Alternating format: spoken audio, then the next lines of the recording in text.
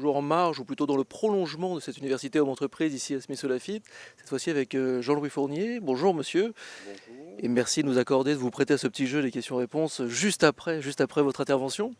Qu'est-ce que ça vous inspire, vous, cette université homme-entreprise, à la fin du mois d'août, comme ça?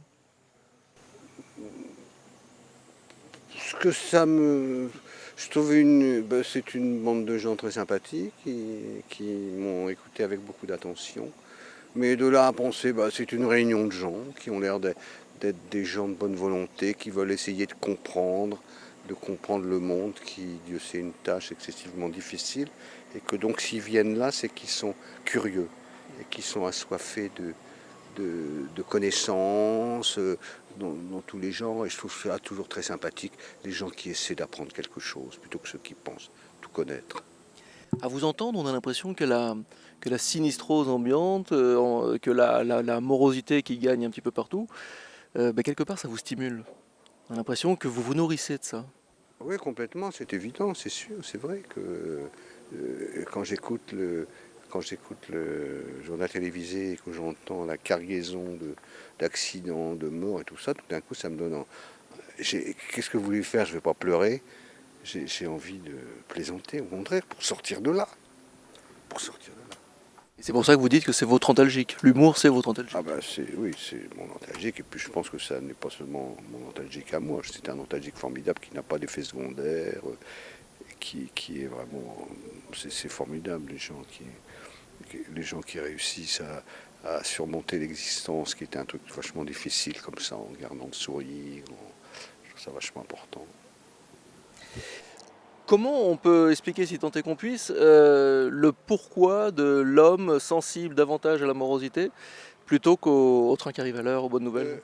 On peut le constater parce qu'effectivement, une d'un journal qui annonce une catastrophe va se vendre beaucoup plus qu'une qui annonce plutôt quelque chose qui s'est bien passé. On dit toujours, on ne fait pas la une avec les trains qui arrivent à l'heure, on fait la une avec les trains qui arrivent en retard. Il y a peut-être un fond de pessimisme chez les gens, ou alors c'est peut-être pour conjurer justement le malheur qu'on en parle pour essayer de l'apprivoiser.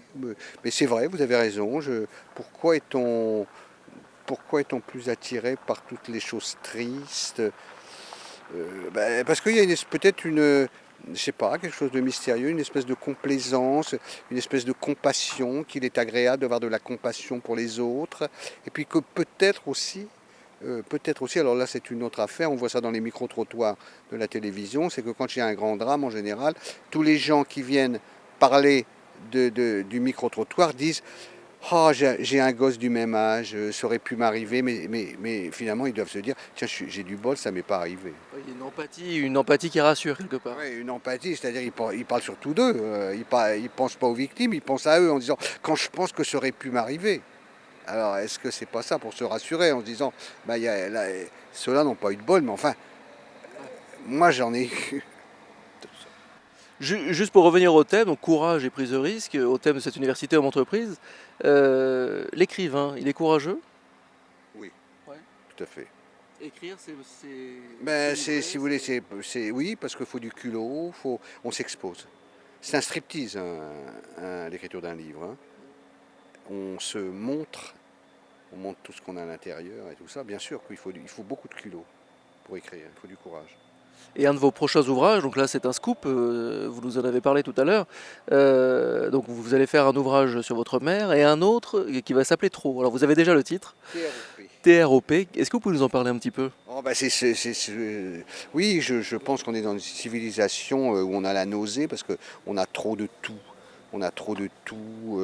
Regardez, quand vous avez maintenant les contrats télévision, vous proposent 300 chaînes, les stations de radio. La dernière fois, j'ai un poste 13 500 stations. Qu'est-ce que ça veut dire tout ça? Vous allez dans un magasin pour acheter des frigidaires, vous avez 30 modèles de frigidaires différents. Et le trop, c'est pas bon parce qu'on a l'embarras du choix, puis on n'a plus envie de rien prendre.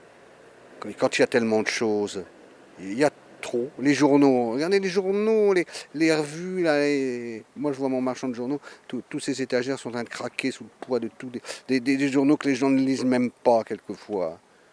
trop une abondance de choses. Et tout ce qu'on jette, par exemple. Tout ce qu'on jette. La fois, j'étais dans un magasin d'alimentation et c'était un samedi soir. C'était le poissonnier. Et il y avait des poissons dont la date de péremption était le lendemain, le dimanche. Et qu'est-ce que vous allez faire de tout ça? Et bien on le jette. Vous vous rendez compte? C'est pour ça qu'on a la nausée parfois dans notre société, parce qu'on a trop de choses. On a la nausée.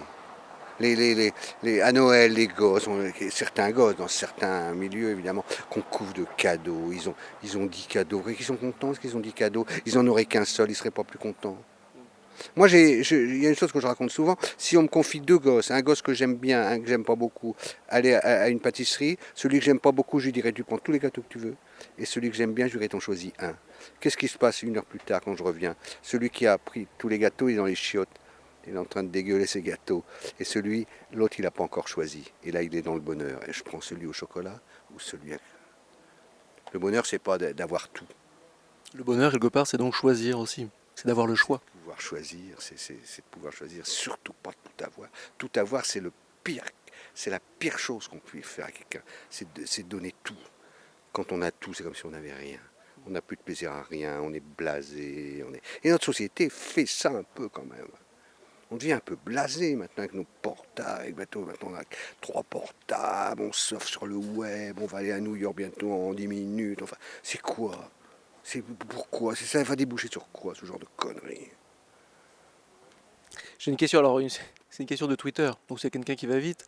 Une question de Twitter, en 2013, c'est quoi la politesse? Comment? En 2013, la politesse, c'est quoi? Qu'est-ce que ça devrait être ou qu'est-ce que c'est actuellement? C'est pas précisé dans sa question, mais qu'est-ce que ça devrait être peut-être? Ah ben, ça devrait être autre chose que d'espèces toutes ces filles avec la voix de la poupée Barbie qui vous souhaitent des bonnes journées et tout ça. On sent que c'est du marketing. Ça, c'est pas la politesse, ça. La vraie politesse, c'est d'abord le respect des gens, le respect de la différence, la discrétion. Mais c'est pas c'est pas les bassiner avec des formules de politesse. Les formules de politesse, je me méfie beaucoup parce que c'est souvent un peu des slogans publicitaires. Et bonne journée, monsieur machin chouette. Revenez avec votre porte-monnaie. Alors que simplement un monsieur Fournier, merci beaucoup de nous avoir accordé cet entretien. Ça, c'est la politesse Ça, c'est de la vraie qui reste discrète et sincère. Merci. Merci à vous.